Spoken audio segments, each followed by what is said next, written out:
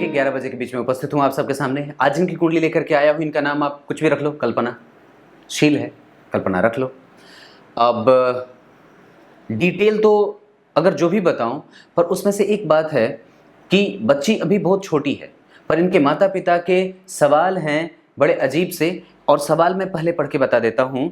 पढ़ाई कैसी रहेगी, यानी कि उच्च शिक्षा कैसा रहेगा, वैवाहिक जीवन कैसा रहेगा, बच्चे का व्यवहार कैसा रहेगा, नौकरी किस क्षेत्र में रहेगी, माता पिता के लिए बच्ची का भाग्य कैसा है, बच्ची का स्वास्थ्य कैसा रहेगा और सगे संबंधियों के साथ इनका व्यवहार कैसा रहेगा।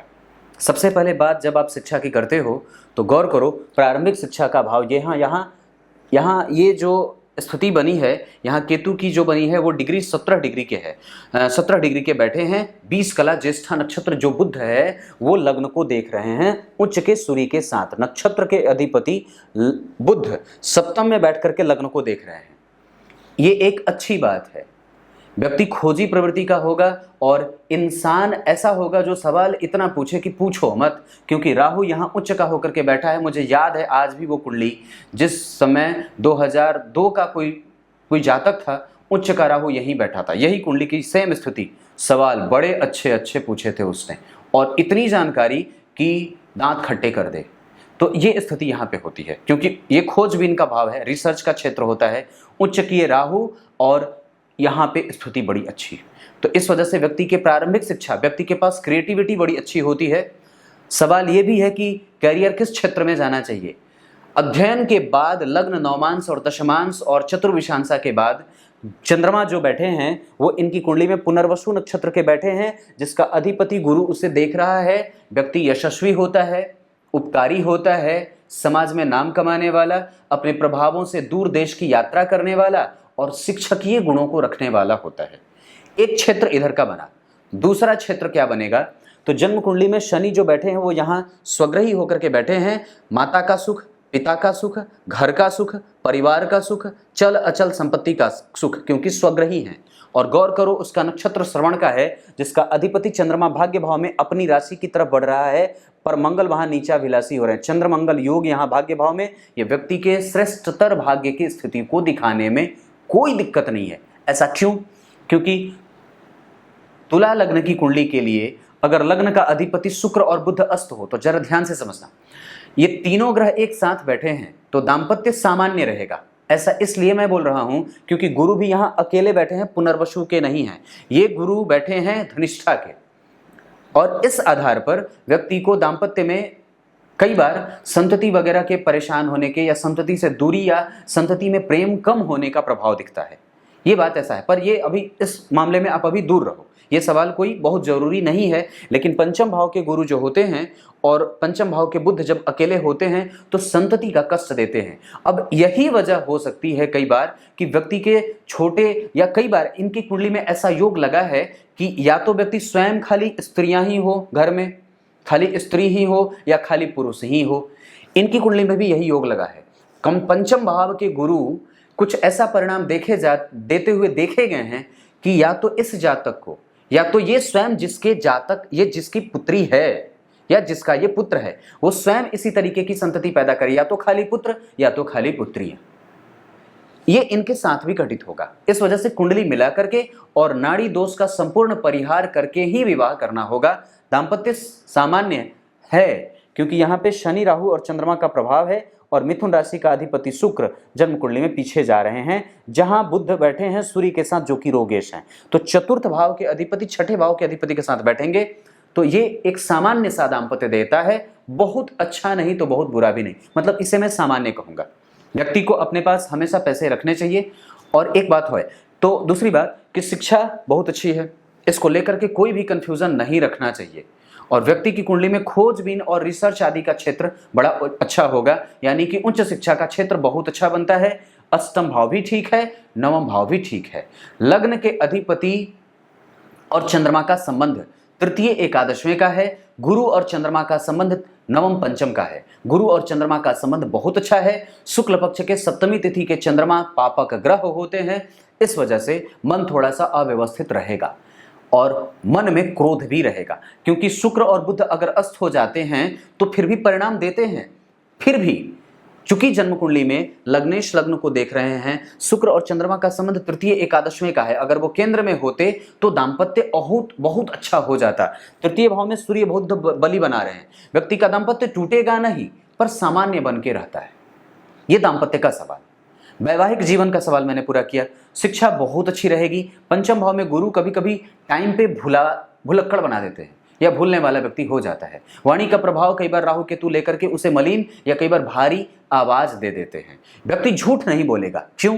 क्योंकि द्वितीय भाव के अधिपति मंगल जा करके जन्म कुंडली में शुभ ग्रह के साथ शुभ ग्रह की राशि में बैठे हैं और उस पे गुरु की दृष्टि है। तो धन भाव के भी अधिपति होते हैं मंगल और धन भाव के कारक होते हैं गुरु, और धन को सही तरीके से नियंत्रित करने का ग्रह चंद्रमा होता है। तो धन से संबंधित और पैतृक संपत्ति की समस्या भी निपट गई, यानी कि पैतृक संपत्ति भी व्यक्ति को मिलेगा। और गौर करो तो जन्म कुंडली के तृतीय भाव के अधिपति, जहां से छोटे भाई बहनों का विचार किया जाता है, वो गुरु है। वो है लेकिन एक ही सरीखा, यानी कि खाली बहन या तो खाली भाई। अब ये जो है वही होगी, ये बात बनती है। अब यहां से आगे बढ़ता हूं तो जन्म कुंडली में यहां की स्थिति बड़ी अच्छी। पंचम भाव में गुरु अकेले टाइम पे भुलवा दें या फिर एक ही तरीके की संतति दे, अंक कम देते हैं और मेहनत करने के बाद परिणाम थोड़ा देर से मिलता है। ऐसा इसलिए हालांकि व्यक्ति के पास शिक्षा बड़ा बेहतर है और व्यक्ति प्रेम हर जगह से पालेगा, घर का, दाम्पत्य का, पति का, पत्नी का, पुत्र का, सब कुछ मिल जाता है। कुंडली मिलाकर के ही विवाह करना चाहिए, उससे अलग नहीं जाना चाहिए। गुरु का प्रभाव धर्म भाव पे है, व्यक्ति उपकारी होगा, धर्म का मान रखने वाला, किसी भी तरीके का निंदनीय कृत्य नहीं करेगा, इसकी गारंटी देता हूं। ऐसा इसलिए क्योंकि एक तो लग्न के अधिपति शुक्र लग्न को देख रहे हैं, ये तुला राशि है, सबके साथ सामान्य व्यवहार रखेगा। शनि को देखिए सम राशि में, राहु को देखिए सम राशि में, केतु को देखिए सम राशि में, बाकी के सारे ग्रह स्त्री कारक राशियों में बैठे हैं, शनि राहु और केतु को छोड़ करके। तो क्या होगी बात? तो शनि राहु और केतु की अगर हम जब बात करते हैं तो ऐसे स्त्री के नहीं, पुरुष राशियों में, बाकी के जो जितने भी ग्रह हैं वो सारे के सारे ग्रह पुरुष राशियों में बैठे हैं। गुरु पुरुषोचित बनाएंगे, सूर्य, बुध और शुक्र ये व्यक्ति को बहुत ज्यादा इमोशनल नहीं बनने देंगे। व्यक्ति प्रोफेशनल भी होगा और अपनी बात को लेकर के अड़ने वाला होगा और कभी भी किसी की चिरौरी नहीं करेगा, जो मन में आएगी वही करेगा। क्यों? क्योंकि सूर्य उच्च के हैं, निंदनीय नहीं होगा, परमार्थिक होगा, धार्मिक भावनाओं से ओतप्रोत होगा, संस्कार से युक्त होगा, संस्कृति का पालन करने वाला और हमेशा ही अपने लोगों के बीच में, अपने लोगों के साथ रहना पसंद करेगा। और सबसे बड़ी बात कि बुध और सूर्य लग्न को देख रहे हो, लग्नेश लग्न को देख रहा है, धर्म भाव, धर्म के कारक, और इस कुंडली के लिए बहुत अच्छे नहीं होते हैं गुरु, पर फिर भी अगर गुरु देख रहे हो तो व्यक्ति को सुलभ बनाएंगे, थोड़ा सा शर्मिला होता है, संकोचित भी होता है, अन्य अनजान लोगों से पैठ बनाने में थोड़ी मशक्कत भी करनी पड़ती है। पर चंद्रमा और मंगल का साथ, तो धन भाव के अधिपति के साथ अगर चंद्रमा बैठा है तो धन की स्थिति अच्छी। गुरु धन के कारक लग्न को देख रहे हैं, ऋण भी रहेगा, व्यक्ति कभी कभी ऋण में पड़ेगा और कभी कभी दुश्मनों की स्थिति भी बनेगी। पर लग्न में सूर्य उच्च का देख रहा है, प्रभाव कमजोर नहीं है, नौकरी बड़ी अच्छी। अब यहाँ पे एक बात बता दूं तो शनि और सूर्य एक दूसरे से केंद्र में जा रहे हैं और शनि की 10वीं दृष्टि उच्च की पड़ रही है लग्न पे। तो किसने किसने देखा है लग्न को? सूर्य, बुध, शुक्र तीनों, शनि की 10वीं और गुरु की भी दृष्टि। अब जरा देखो तो लग्न पे इतने सारे ग्रहों का प्रभाव, तो क्या होगा? तो अब यहां पे जब आप आ रहे हो तो ये समझो कि चंद्रमा को देखो कि व्यक्ति का मन कितना संतुलित है। तो चंद्रमा पापक है, उस पे गुरु का प्रभाव है जो कि रोगेश भी है। तो धन कमाने के लिए व्यक्ति जल्दी जल्दी कुछ ना कुछ करना चाहेगा, ऐसा प्रभाव दिखता है। तो इस वजह से जल्दबाजी से युक्त होकर के निर्णय ना ले, अपने आप को वक्त दे। हमेशा निर्णय लेने से पहले अपने बुजुर्गों से पूछ लिया करे, विशेषतया अपने पिता से। इसके पिता बड़े बुद्धिमान और बड़े लक्ष्मी से संपन्न होंगे, क्योंकि भाग्य भाव में चंद्रमा मंगल का लक्ष्मी योग बनना और जन्म कुंडली में गुरु को उसको देख लेना, ये सबसे अच्छी बात है। अकेले गुरु कई बार संतति का कष्ट देते हैं, अकेले गुरु कभी कभी बुद्धिमत्ता की हानि भी करते हैं। और जन्म कुंडली में सूर्य उच्च के हों तो व्यक्ति को नैतिक तत्वों का पालन करने वाला, धर्मज्ञ, धर्मनिष्ठ और पुरोधा बनाते हैं। धर्म भाव के अधिपति बुध लग्न को देख रहे हैं, भाग्य के अधिपति लग्न को देख रहे हैं। ये किसके साथ बैठे? लाभ के अधिपति। लाभ के अधिपति का सप्तम में आकर के लग्न को देखना, लाभेश उच्च के, और जन्म कुंडली में लाभ का कारक भी लग्न को देख रहा है गुरु। तो लाभ और भाग्य के अधिपति एक साथ, ये व्यक्ति को भाग्यशाली और महाधनी योगों में व्यक्ति को जीवित रखने वाला बनाते हैं। नवमांश कुंडली में गुरु की ही राशि बनती है, जो जन्म कुंडली में रोग की राशि है। यहाँ का छठे भाव का अधिपति लग्न में बैठ रहा है नवमांश में। ध्यान से और सावधानी से हो करके, क्योंकि शनि राहु चंद्रमा यहाँ है, शुक्र शनि राहु चंद्रमा का प्रभाव ठीक नहीं होता है। यहाँ का अधिपति भी पीछे जा रहा है, और किसके साथ? तो रोगेश के साथ। गुरु अष्टम में बैठ रहे हैं, ये ठीक नहीं होता है। यहाँ पे वो जन्म कुंडली में थोड़े संतुलित थे, लेकिन यहाँ वो थोड़े कमजोर हो रहे हैं, क्योंकि 1 2 3 बैठे हैं तो निकट ही, लेकिन फिर भी मैं इससे ये बात कहूंगा कि शुक्र अकेला बैठा है यहाँ पे, थोड़ा कमजोर जरूर है, हमें उस पर सावधान होना पड़ेगा। एक बात और है, मंगल स्वग्रही पर यहाँ पे वो नीचा विलासी। यहाँ से जो स्थिति दिख रही है धन की, तो फाइनली वो ग्रह बड़ा अच्छा परिणाम करता हुआ देखा जा रहा है। शिक्षा अच्छी है, क्लर्क, टाइपिस्ट और प्रोफेसर, लेक्चरर बनने का भी योग बनता है, क्योंकि गुरु पुनर्वसु, चंद्रमा पुनर्वसु में गुरु से दृष्ट, गुरु मंगल को देख रहे हैं। शनि जो है वो सूर्य से केंद्र में है, सूर्य उच्च का है, सूर्य शुक्र के साथ है, सूर्य बुध के साथ है। क्लर्क, टाइपिस्ट आदि की नौकरी व्यक्ति कर सकता है। दशम स्थान के अधिपति का प्रभाव बहुत अच्छा है। व्यक्ति हमेशा ही लोगों के दिलों में वास करने वाला और हमेशा ही प्रभाव से संपन्न होता है। जन्म कुंडली अच्छी बनी है, पर लग्न स्वाति का बना है। मैंने बात कही थी कि कभी भी व्यक्ति को करियर से लेकर के जो भी सवाल है उसमें कंफ्यूजन हो सकती है। वहां पे हमेशा ही संभल करके और बिना जल्दबाजी से युक्त हुए अपना निर्णय लेना होगा। चंद्रमा पे मंगल का प्रभाव है, इस वजह से व्यक्ति कभी क्रोध करेगा, क्योंकि गुरु भी देख रहे हैं, सूर्य भी देख रहे हैं, कई सारे ग्रहों का प्रभाव लग्न पे होता है। तो ऐसे शनि का प्रभाव यहाँ पे ठीक होगा, क्योंकि इस कुंडली का सर्वाधिक योग कारक ग्रह शनि योग कारक स्थिति बना करके और जन्म कुंडली में दशम स्थान को देख रहे हैं, जहां का अधिपति केंद्र में जा रहा है। केंद्र त्रिकोण राजयोग जन्म कुंडली में 2-3 तरीके से बना, क्योंकि केंद्र के अधिपति त्रिकोण में बैठे, केंद्र के अधिपति त्रिकोण में, केंद्र त्रिकोण का योग यहां भी बन रहा है। तो चंद्रमा और मंगल का प्रभाव बहुत अच्छा बन रहा है। व्यक्ति में तीव्रता रहेगी, प्रगल्भता रहेगी, मजबूती रहेगी, स्वास्थ्य अच्छा रहेगा।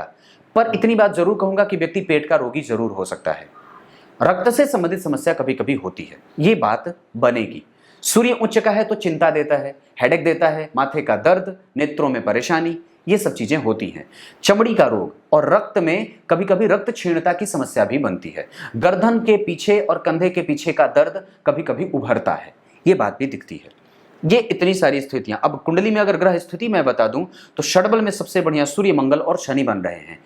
अब जब भी कभी भी व्यक्ति व्यवसाय करना चाहे तो कर सकता है। ऐसे इनकी कुंडली में जो मैं देख रहा हूं उसमें सूर्य डिग्री में बाल अवस्था के, चंद्रमा जो है वो जन्म कुंडली में 27 डिग्री के हैं, तो वो भी जो है वो कमजोर हो रहे हैं, मृतप्राय। तो एक तो पापक और ऊपर से मृतप्राय। शिव जी की पूजा व्यक्ति हमेशा करता रहे, सूर्य की पूजा व्यक्ति हमेशा करता रहे, ये 2 चीजें। मंगल जन्म कुंडली में बाल अवस्था के, वो हमेशा ही 25% का परिणाम करते रहेंगे और व्यक्ति को सिखाने वाला भी बनाएंगे। वो व्यक्ति थोड़ा बचपना भी करता रहेगा लगभग इन सब क्षेत्रों में। बुध जो है वो जन्म कुंडली में कुमार अवस्था में, वो उसे अनुभव प्राप्त करवाए अपनी दशा में। मैंने ये चीजें बता रखी हैं कि बुध अगर जन्म कुंडली में कुमार अवस्था का हो तो व्यक्ति बचपना करता है और वो बचपना करता रहेगा जीवन भर, और उसको लोग प्रायः करते हैं कि कहते रहेंगे कि तेरा बचपना अभी तक नहीं गया, ये बात दिखती है। बुध के बाद अगर गुरु की बात करता हूं तो गुरु भी सामान्यतया 25% का परिणाम इस तुला लग्न की कुंडली के लिए बहुत अच्छे न होने के बावजूद वो अच्छे परिणाम देने वाले होंगे, क्योंकि त्रिकोण में बैठे हैं और उनकी दृष्टि लग्न पे है। तो लग्न पे व्यक्ति को प्रायः जीवन में थोड़ी बहुत परेशानियां भी मिलती रहेंगी। गुरु की दशा में वो परेशानी खत्म भी हो, क्योंकि ज्ञान है वो तो देता रहेगा, कुछ न कुछ शुभता भी उसमें मिलती रहेगी, पर 25% का परिणाम रहेगा। शुक्र शनि बहुत अच्छी स्थिति में, ये अनुभव भी देंगे, इनकी दशाएं भी अच्छी जाएंगी। व्यक्ति ऐश्वर्य से युक्त रहेगा, पैतृक संपत्ति का लाभ भी लेगा और व्यक्ति अनुभव से युक्त है। क्यों? क्योंकि द्वितीय भाव में केतु बैठा है और केतु की दशा और राहु की दशा व्यक्ति की कुंडली में कभी भी, मुझे जो जहां तक मैं समझ रहा हूं, तो राहु जो इनकी कुंडली में बैठे हैं वो राहु बैठे हैं रोहिणी नक्षत्र के, जिसका अधिपति चंद्रमा त्रिकोण का नहीं केंद्र का अधिपति है और त्रिकोण में बैठा है। अगर यही राहु उच्च के हैं और अगर केंद्र में और बैठ जाते तो और आनंद आ जाता, पर राहु की दशा इनकी कुंडली के लिए थोड़े बहुत अशुभता का परिणाम दे सकती है, जो व्यक्ति को मानसिक रूप से अस्थिर करने का प्रयास करेगी और वो व्यय का कारण बनेगी। व्यक्ति बाहर भी जाकर के, बाहर से भी डिग्री अर्जित कर सकता है, बाहर जाकर के रिसर्च करे, दूर जाए, दुनिया भर की यात्रा करे, राहु की दशा में बाहर जाने का प्रयास करे। कभी भी राहु का अंतर प्रत्यंतर हो, मंगल की दशा में व्यक्ति बाहर जाने का प्रयास करे तो कर सकता है, बुध की दशा में व्यक्ति बाहर जाने का प्रयास करे तो व्यक्ति जा सकता है। ये स्थितियां बनती हैं। क्लियर है? शनि राहु केतु की बात मैंने करी। अब एक बार इनकी कुंडली में मैं अगर चर्चा करूंगा दशमांश कुंडली पे, तो दशमांश इनका मेष का बनता है। तो लग्न के अधिपति शुक्र, नवमांश के अधिपति गुरु, ये दोनों सामान्य होते हैं पर दोनों शुभग्रह हैं, इस वजह से इसे शुभता से भरे लक्षण ही देखने को मिल रहे हैं। गुरु का प्रभाव यहां भी है, यहां भी है, ये अच्छी स्थिति है मित्र की राशि को। लग्न पे थोड़े कमजोर, इस वजह से व्यक्ति को मेहनत ज्यादा करनी पड़ती है अपने प्रभावों को दिखाने के लिए। और तुला राशि है, तीव्रतम राशि है, तीव्रता से व्यक्ति विकास भी कर लेगा क्योंकि लग्न पे शुक्र, बुध और गुरु का प्रभाव है, तो ये स्थिति अच्छी बनती है। पर इतनी बात कहूंगा, ये तीनों ग्रह जब एक साथ बैठ जाते हैं तो थोड़े से विलंब भी करते हैं।